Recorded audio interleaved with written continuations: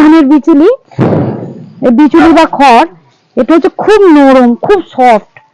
এই খড়টা আমি ভিজিয়ে রাখি না, ডাইরেক্ট জল দিয়ে ভিজিয়ে মাখিয়ে খাওয়াই। এই খড়টা আমি আর ছাগলকে দিচ্ছি না, খুব হার্ডি খড়, খুব শক্ত খড়। এই খড়টা মার্কেট থেকে কেনা।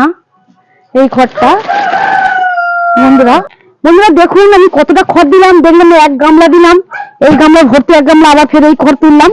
প্রায় 2 কেজির একটু বেশি আমি খড় দিই। আদি যুগের অন্ত থেকে মানুষ গবাদি পশুপালন খড় খাইয়েই এসছে। এখন আধুনিকতার যুগ। তখনকার দিনে ধানে এত মেডিসিন প্রয়োগ হতো না। এটা প্লেন জল, এর মধ্যে খোল দেওয়া হচ্ছে। খড়টাকে কিভাবে ফার্মেন্টেশন করি সেটা আপনাদের দেখানোর চেষ্টা করছি বন্ধুরা। তারপরে যেটা হচ্ছে ইউরিয়া।